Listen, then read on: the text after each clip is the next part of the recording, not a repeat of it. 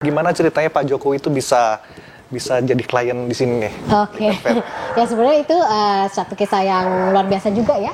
Jadi pada saat itu, ini Pak, tolong Pak, jangan gitu. Itu bisa dikeluarin.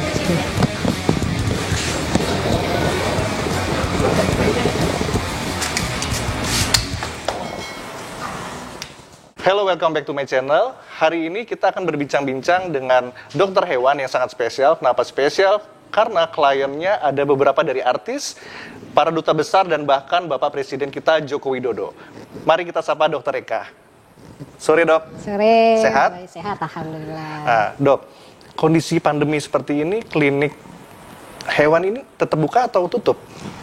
Kalau klinik hewan di seluruh dunia itu dinyatakan sebagai bisnis yang esensial, artinya wajib buka. Wajib buka, wah baru tahu saya ini. Iya, karena kalau misalnya ditutup pelayanan kami itu bisa berbahaya. Setelah pandemi selesai akan berbahaya. Nanti akan muncul penyakit-penyakit yang zoonosis misalnya yang misalnya seperti rabies lah ya. Kalau hewan-hewan ini tidak divaksinasi rabies, nanti setelah pandemi malah ada pandemi rabies lagi nanti. Waduh, gitu. iya Jadi baru tahu tetap saya. harus dibuka. Oke, ngomongin soal bisnis, sekarang saya pengen tanya, profesi dokter hewan ini seorang profesional atau seorang pebisnis? Oke. Nah, itu yang saya pengen tanyain tuh. Oke. Apa dua-duanya? Oke, kalau kami sebenarnya memang dokter hewan profesional ya, karena kami terikat oleh sumpah.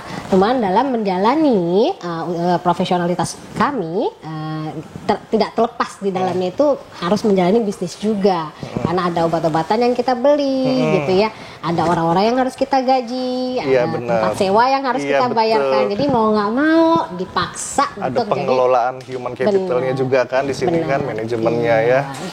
Oke, terus dok, saya kan juga penggemar hewan nih. Saya juga lihat beberapa klinik. Nah, ini baru pertama saya lihat klinik dengan desain cozy banget ya. Ini ada inspirasinya atau gimana dok? Atau nyontoh di mana? Oke, kalau untuk desain seperti ini murni memang hasil dari diskusi saya dengan arsiteknya. Pada desain awalnya itu sebenarnya memang saya ingin menciptakan kenyamanan dari dua sisi, kenyamanan bagi hewannya dan juga kenyamanan bagi pemiliknya. Karena kalau kita hanya memikirkan kenyamanan hewannya, toh yang ngeluarin duit pemiliknya. Kalau pemiliknya nggak nyaman ya kasihan juga ya. Iya, benar. Maksudnya nanti ngeluar duitnya sayang-sayang gitu. Seperti itu Mas Bayu. Oke, terus dokter ini lulusan mana dok? Saya lulusan IPB. Institut Pertanian Bogor di Bogor. Cita-citanya memang sudah memang ini cita-citanya dokter atau ngikutin jejak orang tua? Oh, kalau ngikutin jejak orang tua tidak ada. Bapak saya seorang ustadz, ibu saya hanya ibu rumah tangga. Saya tidak ada keluarga yang berasal dari dokter hewan, tidak ada. Murni karena rasa sayang saya terhadap hewan. Dari dulu saya memang juga suka sama hewan ya.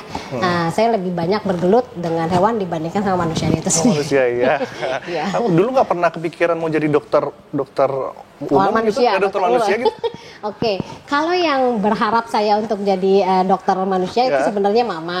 Cuma saya sendiri takut sama mayat. Takut sama mayat. Karena gini, bagi saya Mas Bayu, melihat jasad ya, mayat manusia lebih menyeramkan dibandingkan melihat mayat hewan. Karena mayat hewan itu walaupun sudah dalam kondisi meninggal itu tetap lucu gitu loh, tetap cute gitu, tetap ada rasa menyenangkan untuk melihat dia. Tapi kalau untuk melihat mayat orang tuh kayaknya sedih, takut, nanti malah diintilin gitu ya. Jadi mistisnya malah lebih banyak ya. Dulu itu saya juga punya cita-cita mau jadi dokter hewan dok. Cuman ya karena orang tua nyuruhnya masuk ini ya kita ngikut kayak gitu dengan kata orang tua. Tapi nggak apa-apa, nggak mesti jadi dokter hewan, jadi penghobi pun kan juga bisa ya kita berinteraksi dengan hewan. Dok, kalau kuliah kedokteran hewan ini berapa lama nggak? Atau setelah lulus S1 apa ada spesialisnya? Kayak dokter umum kan ada spesialis jantung, spesialis kulit. Nah kalau untuk di hewan ini seperti apa? Oke, jadi mungkin saya bisa sharing dari kalau misalnya dari SMA ya. Dari SMA mau masuk ke jurusan kedokteran hewan itu sekarang sudah mulai banyak. Kalau zamannya saya cuma aja ada 5 universitas ya. Kalau boleh saya sebutkan di sini ada IPB, ada Gajah Mada, ada Udayana, ada Unsya Kuala, sama Bali, Udayana. Ya. Jadi hanya 5. Sekarang tuh sudah banyak. Nah, pada saat kita mau masuk ke Fakultas Kedokteran Hewan itu boleh 2 dengan PMDK. PMDK zamannya saya. Sekarang tuh yang masuk tanpa tes itu loh. Saya lupa ya istilahnya sekarang. Jadi masuk hanya memasukkan nilai raport aja. Ya, kemudian yang kedua lewat ujian UMPTN, SNPTN. Ya, kalau saya waktu itu masuk IPB tanpa ujian, jadi yang lewat PMDK. Berarti lewat nilai-nilai dari SMA itu ya? Nilai SMA-nya. Jadi kalau memang niat banget mau jadi dokter hewan, ya kalau bisa IPA-nya, biologinya dikuatin, kimia, fisikanya dikuatin, gitu. Nanti dari situ kan bisa masuk dengan mudah ke perguruan yang diinginkan. Rata-rata kuliah dokter hewan berapa lama, Dok? Ya, untuk kedokteran hewan, untuk mendapatkan titel SKH, Sarjana Kedokteran Hewan itu setidaknya 4 tahun. Minimal 4 tahun, bisa sampai 4,5 tahun ya kalau misalnya lama ya skripsinya. Kemudian dilanjut lagi dengan yang namanya PPDH. PPDH itu kayak koas. Kayak koas ya. PPDH. Ya, PPDH. Koas itu bisa 1,5 atau 1 tahun. Bahkan ada yang bisa sampai 2 tahun. Jadi at least untuk mendapatkan gelar dokter hewan setidaknya 5,5 tahun atau 6 tahun. Wah, lama juga ya. Ya, lama. Nah, seperti yang saya tanya tadi, ada nggak dokter spesialisnya? Oke, setelah kita lulus di Indonesia itu memang belum ada spesialis ya. Misalnya spesialis mata, spesialis kulit itu memang belum ada. Makanya sekarang ini baru saja digodok di di Indonesia akan ada sekolah-sekolah spesialisnya. Tapi belum ada. Masih dalam perumusan ya. Kalau di luar negeri itu sudah ada. Sudah ada sekolahnya. Sudah berarti S2-nya itu kayak spesialis penyakit ada spesialis mata oftalmologi, ada yang kardiologi gitu ya, menjadi kardiologis gitu, ada yang menjadi yang special care and critical care seperti itu gitu. Jadi ada spesialnya. Ada spesialnya ya kalau di luar negeri ya. Nah, di Indonesia ini kan belum ada sekolah spesialis seperti tulang atau mata hewan. Ya. Tapi dokter tahu nggak di Indonesia ini ada nggak dokter yang punya spesialis tersebut, atau dokter Ika sendiri ada spesialisnya nih? Soalnya sering saya lihat di media sosialnya jalan-jalan ke luar negeri terus, jalan-jalan itu atau belajar? Itu sebenarnya lebih banyak memang untuk belajar. Kalau saya kurang begitu suka jalan-jalan hanya untuk fun, saya lebih suka jalan karena belajar. Karena belajar? Ya, jalan karena belajar. Jadi ibaratnya ada seminar, kemudian saya jalan, palingan cuma 1 hari nambah hanya untuk having fun-nya gitu. Selebihnya saya lebih banyak belajar dan membuka kerjasama dengan klinik-klinik di luar negeri. Nah, mengenai di Indonesia, jadi ada dokter yang memang mendalami mata, kemudian ngambil kursusnya itu di luar negeri misalnya, seperti itu Mas Bayu. Jadi memang titelnya itu masih memang nggak ada ya, cuma ngambil kursus aja berarti ya. Jadi course nanti aja mendapatkan jam terbang tertentu gitu ya, baru mereka dapat titel oftalmologist. Jadi titelnya ini bukan dari Indonesianya tapi dari luar gitu loh. Kalau dokter sendiri ada spesialisnya nggak nih? Kalau saya ketertarikan saya itu ke critical care, emergency and critical care. Jadi kalau misalnya ada yang tahu ini emergency room? Iya, tahu. Ya, emergency room. Jadi kalau misalnya ER tuh kan di acara-acara yang TV itu TV kabel. Nah, itu. Jadi semakin hewannya dalam kondisi emergency, nah itu saya semakin senang untuk menanganinya. Bukan berarti saya senang hewan yang kesakitan ya, bukan dalam artian kalau hewan lagi ada rasa kepuasan ya. Iya, begitu dia terkapar, benar. Begitu dia terkapar, kemudian saya ikut andil di sana menyelamatkan nyawanya, itu membuat saya puas banget gitu. Yang saya lihat juga di Facebook itu ada sama di kemarin di channelnya Lucky Hakim ada ruangan akupunktur di atas itu. Itu benar, dokter belajar juga. Oh, yang mempelajari di kami itu ada dokter yang lain, ada dokter Feby. Tapi dokter bisa? Kalau saya tidak bisa. Tidak bisa. Tapi di klinik ini akupunktur ya bisa ya? Ya, di klinik ini kita ada beberapa dokter dengan special interest masing-masing. Ada yang senang dengan akupunktur, ada yang senang dengan rehabilitasi. Rehabilitasi itu pasca operasi tulang, kemudian yang lumpuh-lumpuh itu bisa. Ada yang senang dengan penyakit internal medicine ya, penyakit internis ya.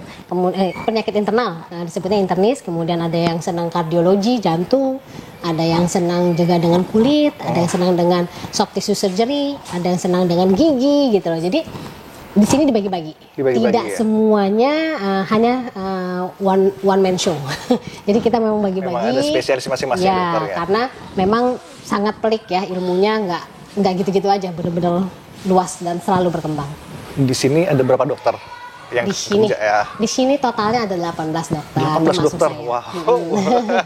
Iya. Terus kalau jumlah total karyawan? Kalau total karyawan kurang dari 70. Kurang dari 70. Dokter setelah tamat itu kerja dulu sama orang atau langsung buka klinik? Gimana ceritanya terbangun klinik ini? Oh, oke. Singkat aja. Pada saat saya lulus, dari sebelum saya lulus, saya memang sudah senang ya sama hewan ya, dari SMA saya memang udah senang hewan. Jadi saya ikut magang. Setiap saya pulang ke Jakarta, itu saya bukannya istirahat di rumah, melainkan saya magang di klinik hewan di daerah Jakarta Selatan. Saat itu saya masih mahasiswa, jadi saya belum dokter hewan. Jadi saya pokoknya bagi saya adalah ilmu gitu ya. Nah setelah saya lulus, saya bekerja di salah satu perusahaan pakan ayam. Pakan ayam. Ya, saya tidak bersinggungan langsung dengan hewannya, tapi saya lebih kepada marketingnya saat itu. Dan ternyata saya hanya bertahan 4 bulan. 4 bulan. Tapi ilmu marketingnya dapat nggak? Nggak banyak. Nggak banyak. Jadi hanya 4 bulan dan saya nggak sabar, nggak betah ya, karena tidak bersinggungan langsung dengan hewannya. Jadi my soul, panggilan jiwa saya lebih kepada sentuhan langsung sama hewannya. Kemudian saya dapat panggilan di sebuah klinik di daerah Jakarta Utara. Nah saya bekerjalah di sana selama 3 tahun. Setelah itu bekerja juga di daerah Jakarta Selatan selama 2 tahun. Setelah itu baru saya punya pet vet. Jadi dengan pengalaman kurang lebih 6 tahunan ya di luar punya pet vet, baru saya buka. Memang harus dijalani bertahap ya dok ya, nggak ada yang segala-galanya itu langsung instan jadi ya dok ya. Iya. Pasti dalam perjalanan itu dokter pernah ngalamin masa-masa ini nggak aduh kayaknya kok saya jadi dokter hewan nih nyesel ya, atau kayaknya kok susah banget nih berkembangnya majunya, pernah nggak ngalamin seperti itu dok? Gini, saya bukan tipikal orang yang pesimis. Oke. Saya tipikal orang yang optimis. Berarti jadi orang harus optimis ya. Saya tipikal orang optimis. Jadi di Indonesia belum ada seperti yang pet vet saat ini kan. Iya, betul. Jadi saya jalan-jalannya ke luar negeri itu saya main. Jadi saya curi ilmu ya, curi desain, curi ide dari klinik-klinik di luar negeri, baru saya tuangkan di sini. Jadi bagi saya keterbatasan yang ada di Indonesia tidak membuat saya mendem. Justru membuat saya we have to be the first, we have to know di luar sana bisa. Kenapa kita nggak bisa gitu loh. Jadi kita harus bongkar stigma yang memang ya dokter hewan gitu-gitu aja, cuma buka di ruko gitu ya, kemudian ya karyawannya cuma segitu-gitu aja, bisanya cuma gitu-gitu aja gitu. Jadi saya rubah mindset itu bahwa dokter hewan itu luas loh dan bisa berubah menjadi bisnis, man atau business woman sebenarnya kalau mereka sadar. Terus dok, nah gimana tuh ilmu marketingnya Bu? Kenapa bisa dapat klien yang kalangannya artis, tuh public figure? Oke, itu sih kalau Pak Bayu, Mas Bayu percaya ya bahwa ada faktor X di sana, di mana ada Tuhan di sana ya. Jadi saya percaya apa yang terjadi adalah keinginan Tuhan atas doa orang tua saya, atas doa orang-orang yang sayang sama saya gitu ya, atas doa si hewan-hewannya itu sendiri, Mas Bayu. Jadi kalau untuk saya buka iklan di di kedutaan besar, kemudian di jajaran pemerintah, tidak ada Mas Bayu. Tidak pernah buka iklan ya, atau beriklan atau promote lah ya istilahnya ya. Di artis pun demikian, tidak pernah. Yang ada adalah word of mouth. Jadi kebetulan saja saya menangani satu pasien gitu ya, dan pasien ini ternyata kenalan baiknya Bapak Presiden misalnya. Dan, si klien ini ternyata teman baiknya artis A gitu. Jadi semua berdasarkan word of mouth. Saya tidak pernah Pet ini loh gitu. Jadi tidak ada. Berarti memang dari servisnya dari sini ya, dari dokter sendiri ya. Iya, dan kalau dengan Bapak Joko Widodo sendiri, hubungan kami dimulai sejak beliau menjadi gubernur. Jadi bukan pada saat beliau menjadi presiden. Oke, saya mau ambil cerita satu aja deh. Kalau artis kan banyak ya. Gimana ceritanya Pak Jokowi itu bisa jadi klien di sini nih? Oke. Ya sebenarnya itu satu kisah yang luar biasa juga ya. Jadi pada saat itu ada ada seseorang driver nih ya, datang ke pet petnya juga masih dalam bentuk yang biasa ya, belum yang seperti ini, masih ruko ya. Nah itulah kalau kita men-serve dari hati, tidak melihat siapa yang bawa. Jadi saat itu dia membawa kucing. Nah kucingnya kucing biasa gitu ya, kucing biasa. Nah kemudian begitu diisi datanya gitu kan, ditulisnya Kahiyang Ayu. Pada saat itu saya tidak kenal siapa itu Kahiyang Ayu, meskipun bapaknya sudah menjadi sudah menjadi gubernur saat itu, tapi saya tidak mengenal siapa ini Kahiyang Ayu. Nah terus ternyata untuk kunjungan berikutnya saya diminta datang ke rumah gubernuran di jalan di Menteng gitu ya. Nah akhirnya saya datang ke sana, loh kok ini kan rumah dinasnya gubernur. Oh Kahiyang Ayunya ini maksudnya anaknya Pak Joko Widodo gitu ya kan, karena kan memang fenomenal ya, dari Solo ke Jakarta gitu ya. Nah akhirnya saya di situ yang bawa orang biasa gitu loh, which is itu adalah memang pengurus kucing-kucingnya, hewan-hewan yang ada di rumah gubernuran itu.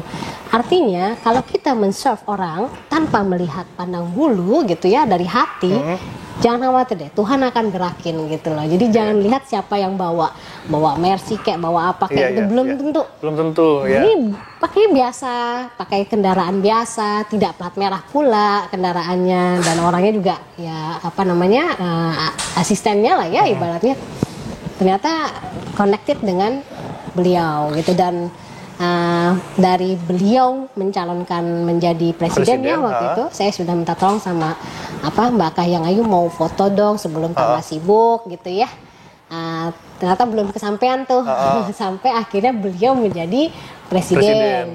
Begitu menjadi presiden baru kesampaian foto sama beliau. Di mana itu? Saya dapat lihat fotonya, nanti kita tampilin fotonya di sini. Boleh. Itu di mana itu foto, di Istana Bogor? Fotonya itu saat beliau sudah pindah ke Istana Bogor. Nah itu fotonya dilakukan spesial loh Mas Bayu, hanya untuk saya dan keluarga gitu ya. Pagi hari jam 6 pagi saya ingat, saya habis subuh saya langsung berangkat ke Bogor. Dan jam 6 pagi Bapak kebiasaannya memberi makan ikan-ikan di sekitaran kompleks ya Wisma Bogor sana. Kemudian juga pokoknya jalan-jalan lah ya, jalan-jalan pagi. Saat itu Bapak masih pakai sarung. Ya. Jadi di fotonya nanti mungkin bisa ngelihat, loh kok fotonya pakai sarung gitu loh. Jadi saya bawa suami saya bawa anak saya juga gitu ya. Jadi kita berfoto berempat. Pak Jokowi ini memang suka binatang ya? Waduh, bukan suka lagi ya. Beliau ini kalau saya lihat ya tercermin dari perilakunya ya.